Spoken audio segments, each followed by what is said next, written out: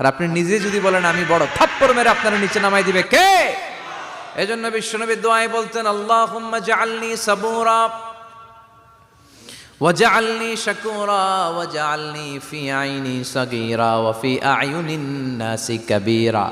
ও আল্লাহ, আপনি আমারে ধৈর্যশীল বানান, আপনি আমারে শুকরগুজার বান্দা বানান, আমার চোখে আমারে আপনি ছোট বানান, মানুষের চোখে আপনি আমারে বড় বানান।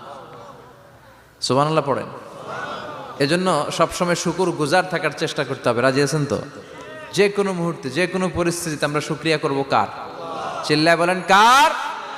আমরা যেন বেশি বেশি আল্লাহ তাআলার শুকরিয়া আদায় করতে পারি। আল্লাহ তুমি তৌফিক দাও।